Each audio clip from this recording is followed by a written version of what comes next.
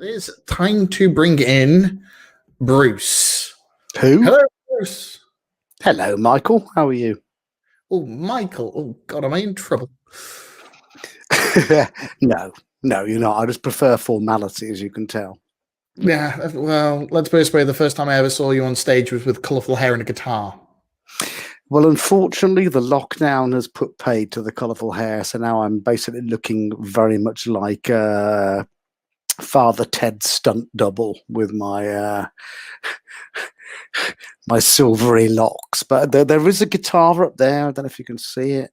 No, pointing the wrong way, I think. As long as there is a musical bit of your life, then the rest of the world isn't good. So I believe you're going to be talking about browsers. No, I'm not going to be talking about browsers. I'm going to be talking more holistically about the web as she should be, how she is, and where she's going. Okay, this is going to get interesting. Right, so I'm going to drag in your screen and disappear so that you can engage your audience. Dragging in my screen. Am I on? Or you can see my thingies on the side, can't you? Gosh. Let me sort that out. Well, hello everybody. It's a massive pleasure to be here. Building on what Helen just said before me, you're basically looking at a proto talk, because when I agreed to do this, I didn't know that A, I'll be starting a full-time job 3 days ago, and B, my wife's mother would be having open heart surgery yesterday, so we're waiting for her to recover. So I haven't actually been looking terribly closely at the slides. Second announcement. I have no idea if anybody can hear me, actually, because all I can see is my screen. So I'm just going to carry on and assume that this is being broadcasted to the world. The second announcement is there is a new image format, .avif, and my podcast partner, Vadim Makiv, and I disagreed in our last edition of the F word about how you pronounce it. So I want to avoid another GIF schism. So AVIF is henceforth called Avif, as in Selavif. Okay, so my talk is called "Whose Web Is It Anyway?" Does one of you want to text me and tell me whether anybody can hear me? Anyway, whose web is it anyway? My name's Bruce Lawson, and I am an HTML alcoholic. In the old days, when one was allowed to travel outside one's house, I went to Tokyo, and Mike Smith TM, who is the W3C, very proudly took me to this department store in Tokyo where they had a shop called HTML World Standard. It's a gentleman's leisure wear, but the guy who used to ran it used to be a web developer, and therefore called HTML World Standard. And the security guards looked rather shocked at me posing so alluringly in front of it, but there you go. This, my dear chums, is a bunch of hippies. And a bunch of hippies is pretty much how you can describe the people who made the early web. I don't know if you know this guy. This guy is Sir Uncle Timbo, or Tim Berners-Lee, as you probably call him, but you know, he's a mate of mine. And he invented the web, of course, recently as in old man recently, in 2012, Sir Uncle Timbo took the stand at a court case when Microsoft et al. Were defending a case against a bloke called Michael Doyle, who ran a company called Aolas, who believed they had a patent on the idea that you could click to actually start multimedia content. And Tim Berners-Lee and the W3C wrote to the court and asked to appear. And Jennifer Doan, whatever that's called, a lawyer representing Yahoo and Amazon, led the questioning. When Berners-Lee invented the web, did he apply a patent? Did he apply for a patent on it? Doan asked. No, said Berners-Lee. Doan, and who owns the web? We do, said Sir Uncle Timbo. God bless him. Dawkins bless him. Krishna bless him. Another early foundational part of what made the web as we love it what it is today is section 230 of the Communications Decency Act. No doubt we can all recite it. But it is actually the 26 words that created the internet. It didn't create the internet, but it made the web what it is today. And those 26 words are: no provider or user of an interactive computer service shall be treated as the publisher or speaker of any information provided by another information content provider. This basically allows platforms to say, we are merely a conduit for what somebody is saying, and we are not responsible for what they are saying. This was given to us by Mike Godwin of Godwin's law, the law that as the longer an internet conversation continues, the likelihood of somebody being compared to Hitler rises to 100%. There's a really interesting interview with Mike Godwin in I think Slate magazine, saying, did the early internet activists blow it?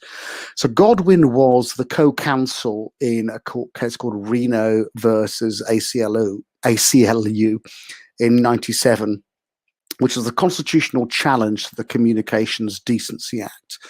The Communications Decency Act tried basically to ban porn, not just illegal porn, but porn that it or any judge or anybody could consider indecent. And the Electronic Freedom Foundation got involved. As Godwin said, that section was designed to empower internet companies to remove offensive, disturbing, or otherwise subscriber alienating content without being liable for whatever else their users posted. The idea was that companies might be afraid to censor anything. In doing so, they would be afraid to take on responsibility for everything, which is great, except that these days, of course, the situations have reversed. These days, it's the progressives who are asking for things to be censored, hate speech to be censored, and it's the right who are complaining that they're being censored, which is kind of quite a turnaround from the position in the late 90s. When asked by Slate what he thought they'd got wrong in the early days, Godwin said, I haven't worked out. There we are. Godwin said, another thing we clearly got wrong is how large platforms would rise to dominate their markets. Back in the 90s, we thought that 1,000 website flowers would bloom and no single company would be dominant. And that leads us into the idea of, the wisdom of the crowds. Here's a lovely picture I took. Every doll is different in this market stall in Bangkok. But it's the idea that the crowd inherently has wisdom is not new. It's from Aristotle, originally coined the term wisdom of the crowds, but it was popularized by a fellow Brummie of mine, Francis Galton. And Francis Galton was a Birmingham-based statistician.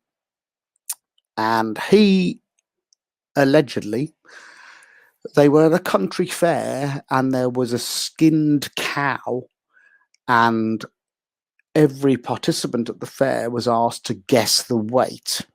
And Galton idly said to his friends, if you take the median guess, that will be within 1% of the real weight. And it turned out to be closer to 1%.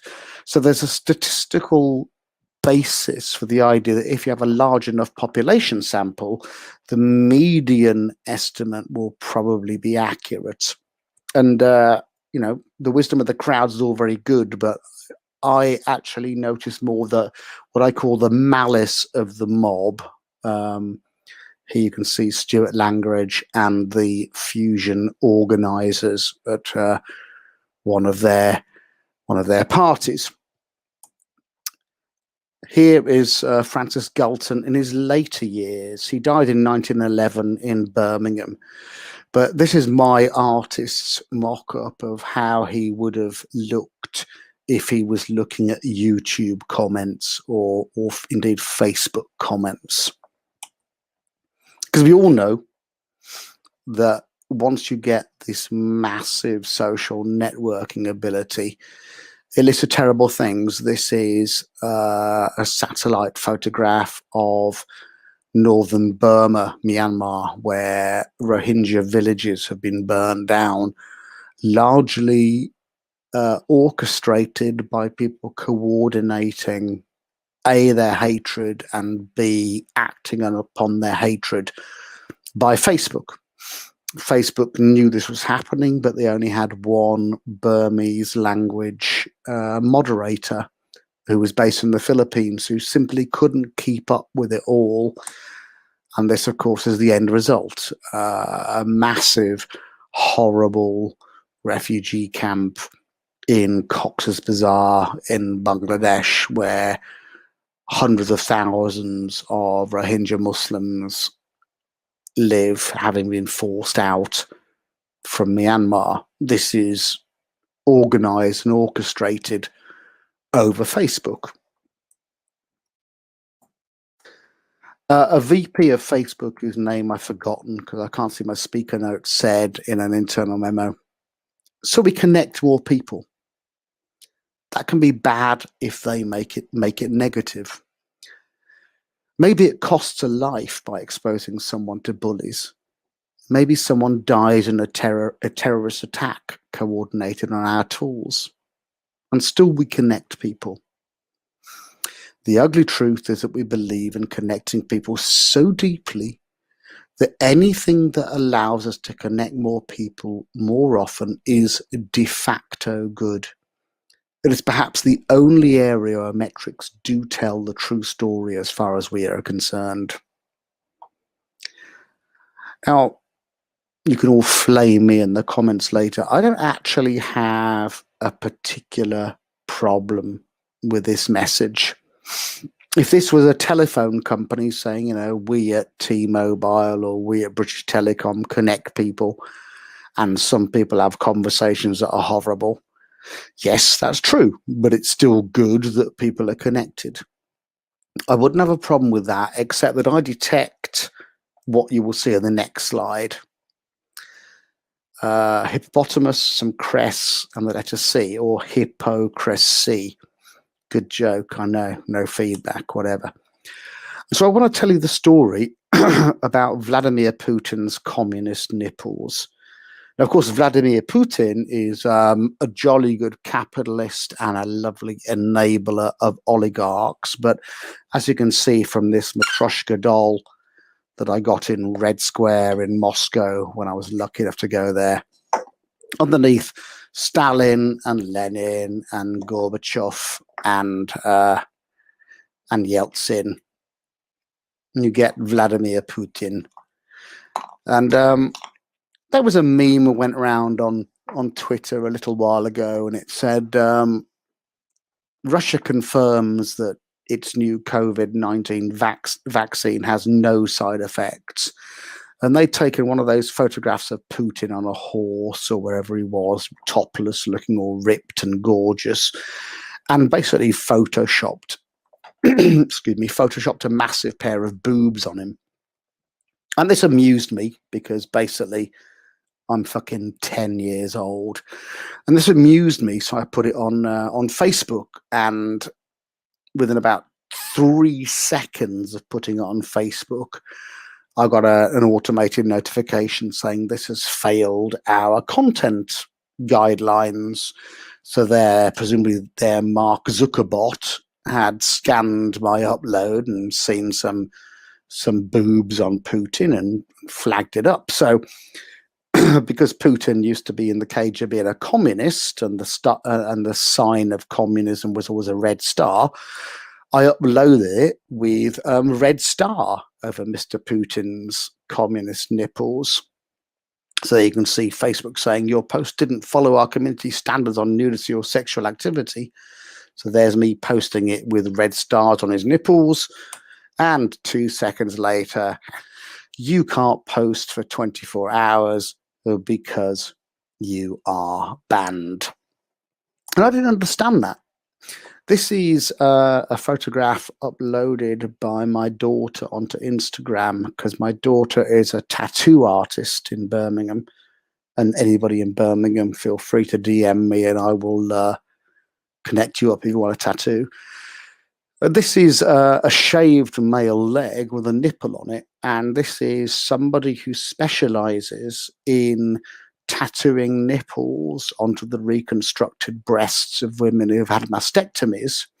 So their reconstructed breasts look, more like the original breasts. And she's practicing on her boyfriend's leg, because everybody wants a nipple on their leg.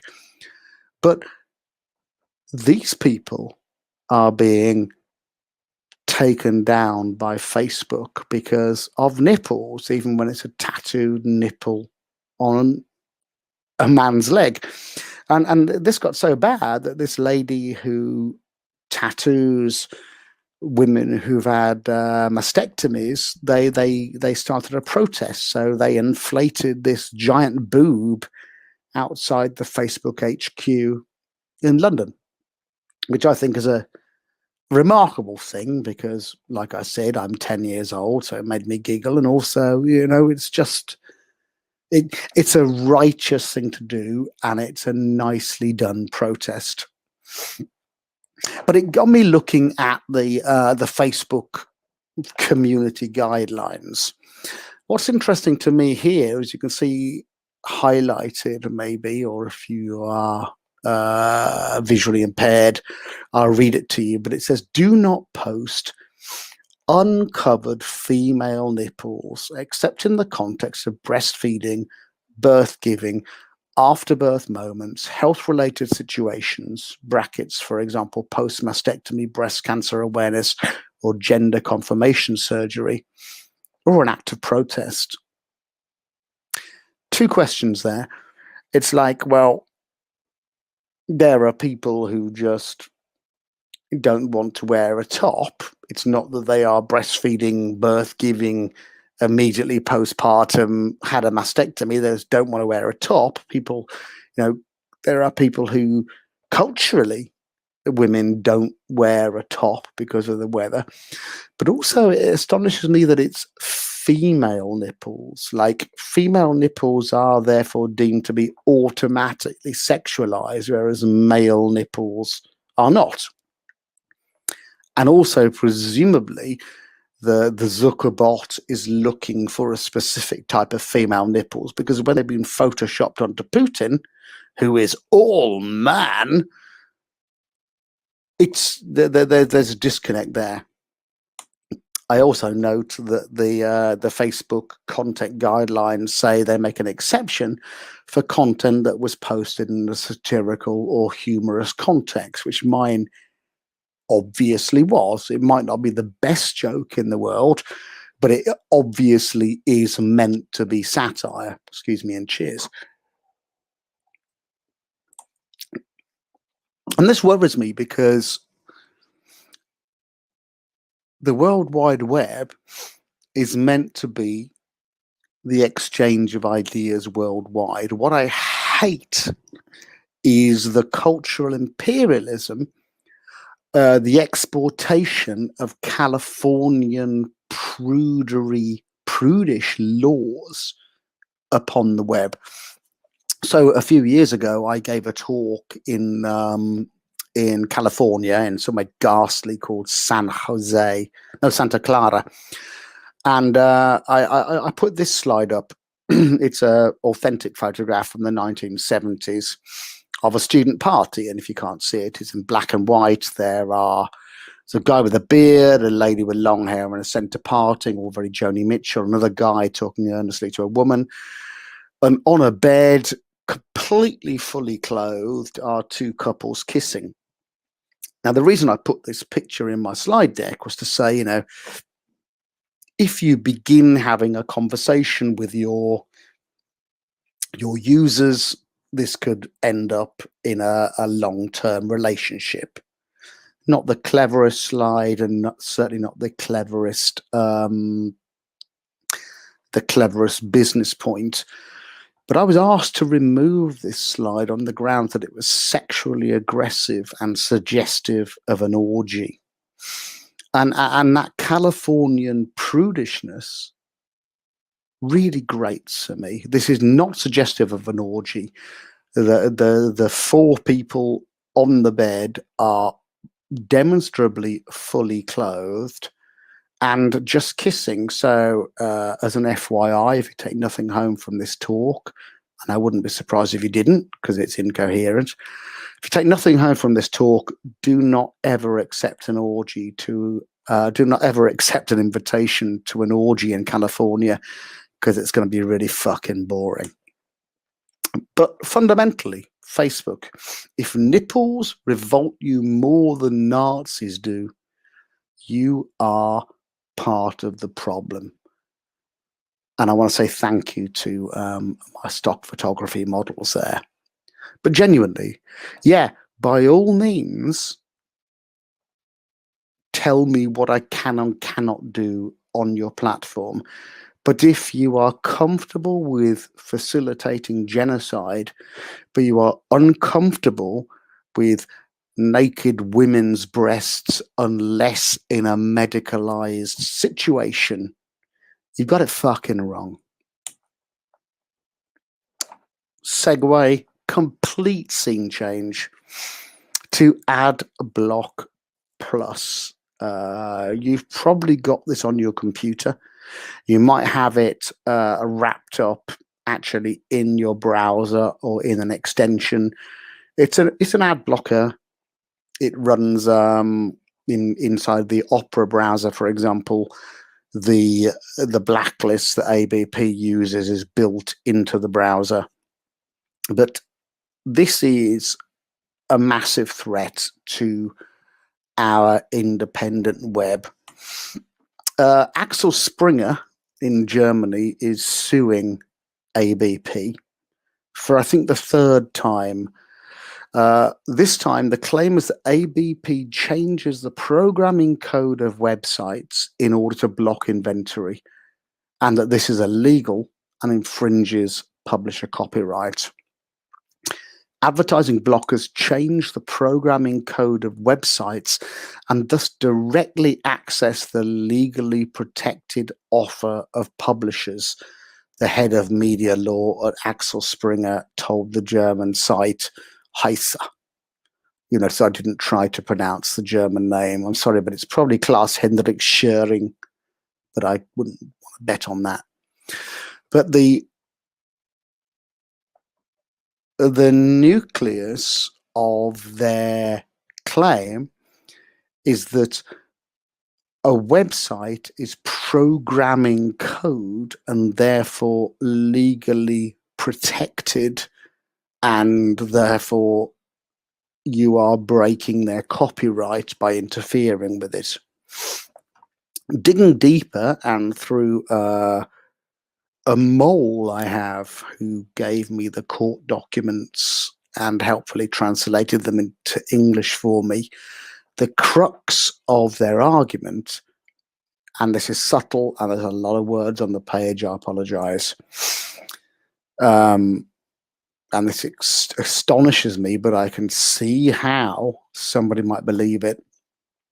Their expert counsel said, compared to the original version excuse me, of HTML, to which many statements still refer with respect to the property of a program, HTML5 shows many characteristics of a programming language, such as concrete control statements.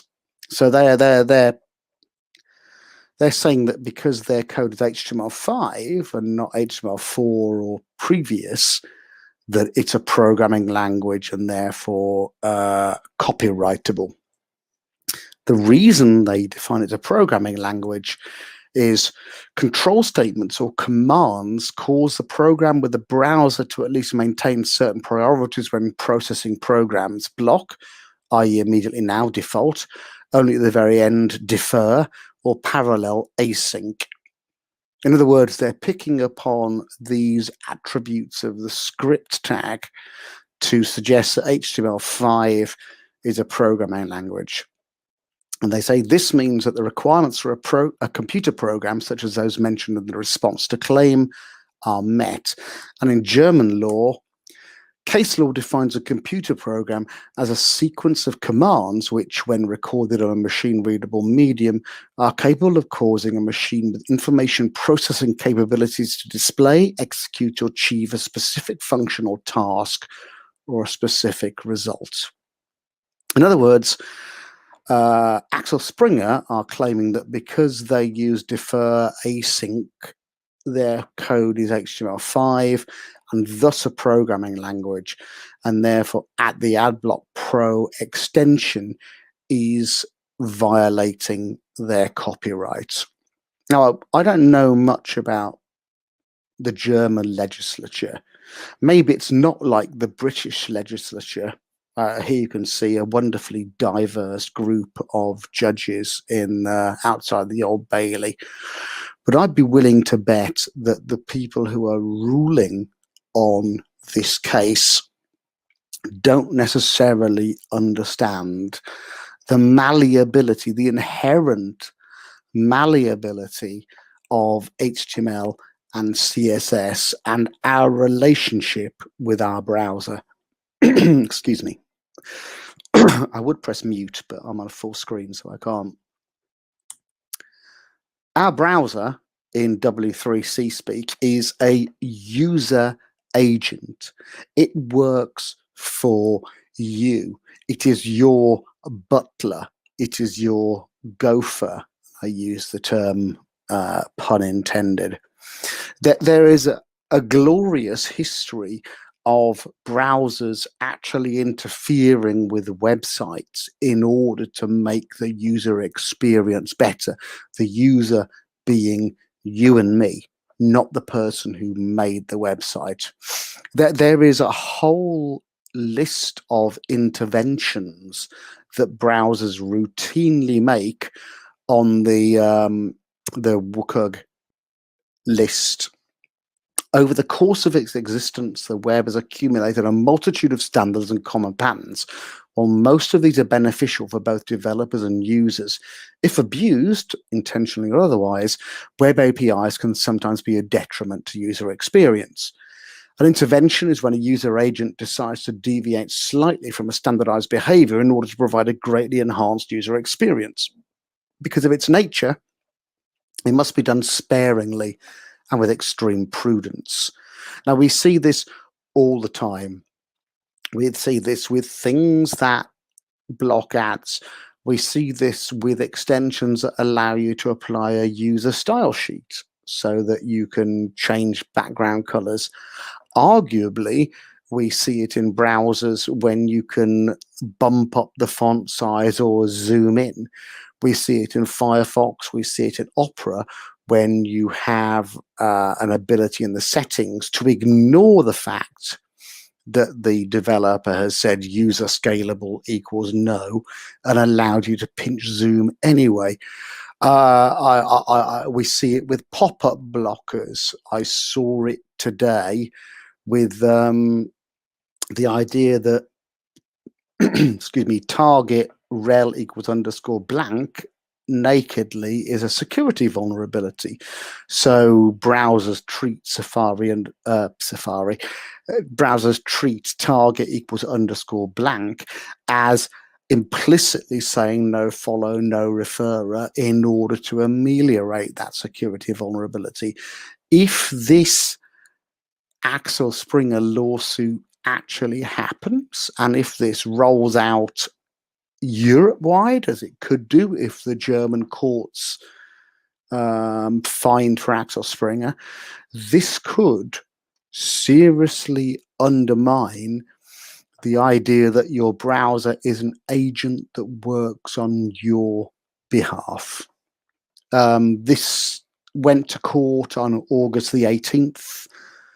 It was adjourned until next year. I will follow it and get the documents translated into English and alert you, because I think that we all need to look at this. If the German courts find that browsers, extensions, screen readers are not allowed to interfere with the program as desired by the developer, we will all greatly lose out.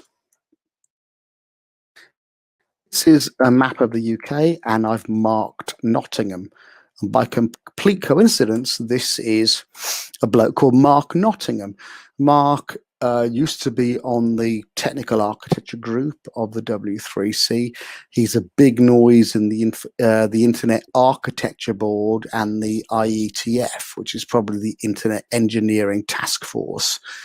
And they have recently published a new RFC 8890, which states the internet is for end users. And this might seem obvious to me and to you listening, although I don't know who you are, but hi. But I'm really glad to see this actually written down. On his personal blog, Mark explains why he drafted this on behalf of IAB. He says, when a decision improves the internet for end users in one jurisdiction, but at the cost of potential harm to others elsewhere, this is not a good trade-off. As such, we effectively designed the internet for the pessimal environment. I had to look up pessimal, obviously, in retrospect, as the opposite of maximal. It's the worst possible case. The IETF were asked to standardize or asked to rubber stamp standard for wiretapping. And instead of agreeing to rubber stamp it, they said they would have nothing to do with it, even though technically the idea was sound, but culturally, socially, what have you, the idea was fucking awful. And that's a comp sci term, obviously.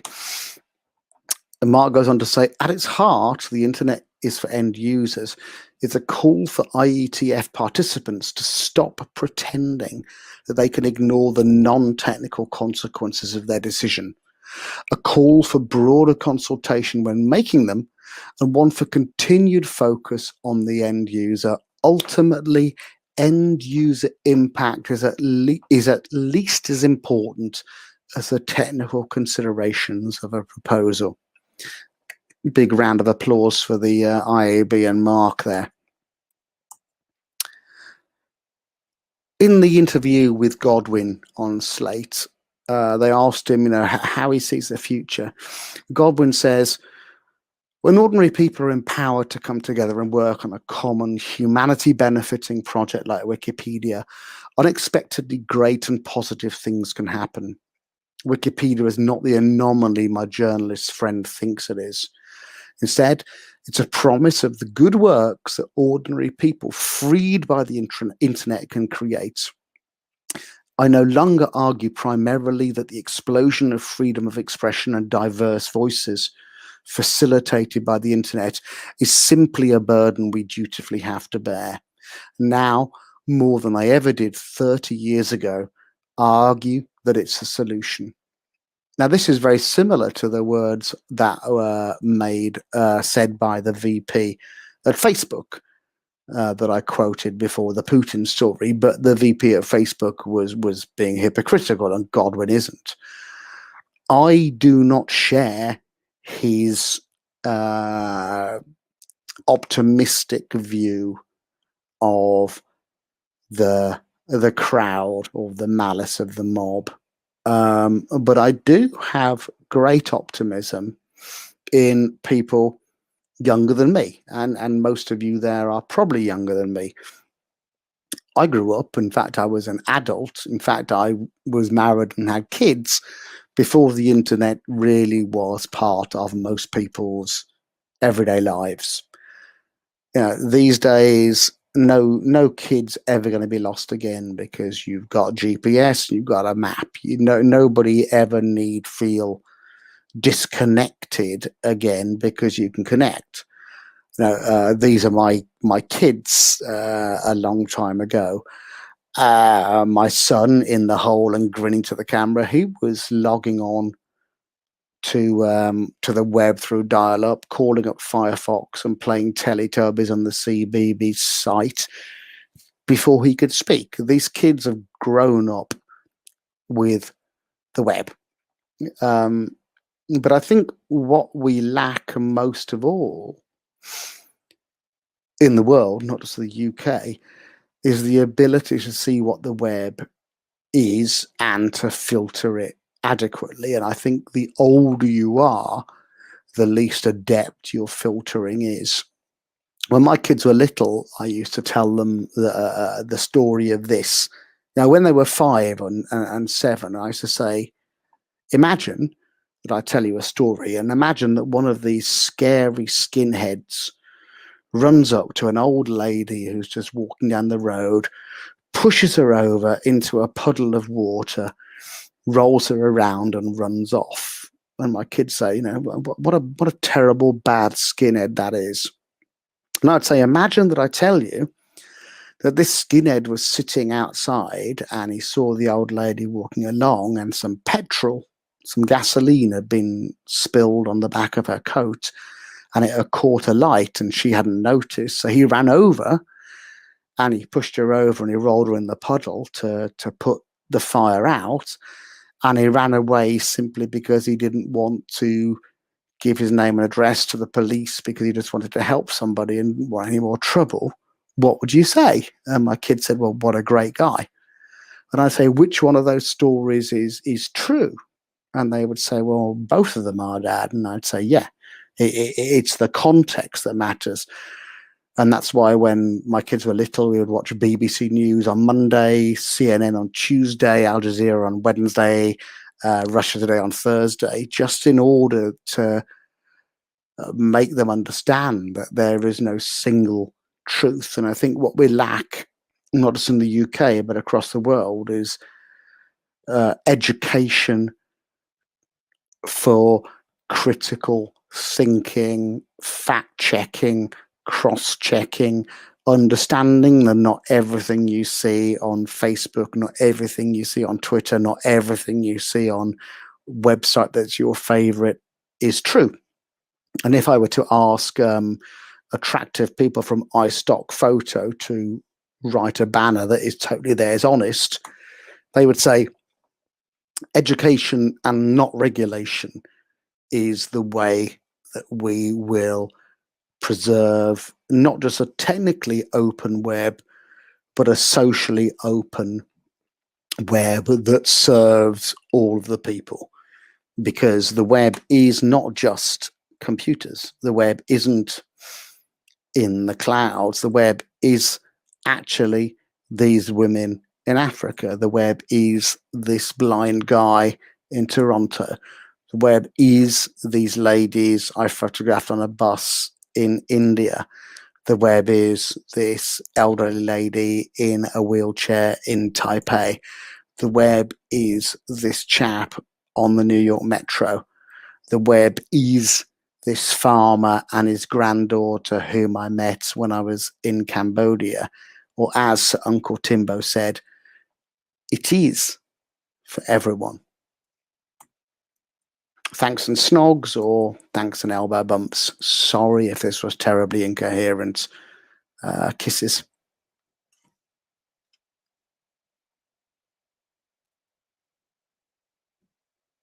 I think the only way we can describe you, Bruce, is a character with much enthusiasm and knowledge to share. Was that utterly incoherent, or did I actually make some sense? It's coherent, but I can definitely tell that your brain is tangential AF, as the kids would say. The kids probably wouldn't use the word tangential. Good point, but I was trying to make it PC. Right. You can let's say the word shit. I've said the word fuck, and I've shown Vladimir Putin's communist nipple. So you can say my brain is shit as fuck if you want. True, but I'm meant to be the PC host, so that maybe Hannah will give me the gig next time, or even if I'm lucky, replace Jim permanently. Yeah, you're the Jim. Jim always avoids any talk I ever do. Let's not pick at that scab, eh? You can't call him a scab. Okay. It's better be questions. We actually have some questions. Right. As above from Steve Love, this is actually a two-parter. Remind us who the tattoo artist was. I believe that's in regards to nipple tattoo. And how does the AI spot the difference between gendered nipples? That's an interesting place to go. Well, that is an interesting place to go because these were tits on Putin. So, and few people would doubt that Putin's all man, or if you do doubt it, beware cathedral enthusiasts with snow on their boots and Novichok in their backpacks coming to visit your house. So, I don't know.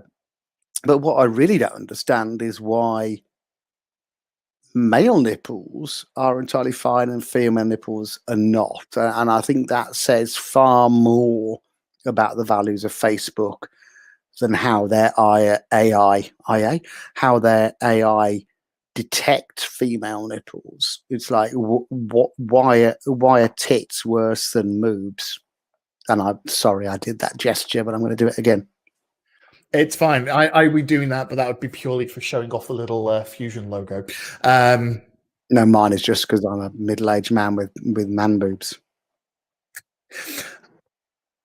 You're walking me into a hole that I cannot get out of.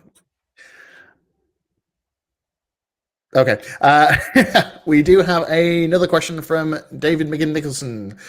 Question regarding both topics. What do you think we regular plebs can do to fight these issues? David, I don't know if you're a regular pleb, as in the web developer regular pleb, or a proper pleb and like a normal human being. If you're a web developer, resist requiring Facebook for comments if you can. I know we all have to earn a living, and if your boss says just do it, David, you're going to integrate Facebook for comments, but don't require Facebook for sign up. Don't require Facebook for commenting. Allow single sign-ups, allow people to sign up with email, allow them to sign in with bloody Google, whatever. Give people the choice. If you are a proper pleb and not the subhuman, squirming vermin that are web developers, you can do things like report terrible shit that you see. I see terrible shit on social media every day. And I've taken more and more time to report it because so many of us just like tut and roll our eyes. And before you know it, it's been retweeted umpty squillion times. Report it. Say this is unacceptable, because we are social media's product, but also we're their customers. And any organization that fundamentally annoys its customers enough is going to lose. So if we all say, this has irritated me, I don't even care if it comes from Boris Johnson or the orange man in the White House, report it. And don't retweet it. Don't pass on nonsense. Did that answer your question? Probably not. I think it's a solid answer. We as humans have responsibility to actually exercise the badness in the world by getting rid of it. So reporting it's a good way of doing that. That is a far more succinct way of saying what I want to do. Can you just take the next questions? No, because we are going to close up, and there we go. And Hannah has just dropped a link into something usual and tasty that's at the end of Fusion. So Have you got any closing remarks you would like to say, Bruce? Yeah, just be lovely to each other and respect the web. You could have just quoted Bill and Ted there. I'm too old to know any Bill and Ted stuff, mate. I'm still Charlie Chaplin and Laurel and Hardy. Judgments have been made. Right. I, sir, shall be removing you so we can close out this session then. Thank you for listening, folks. Thank you very much, Bruce.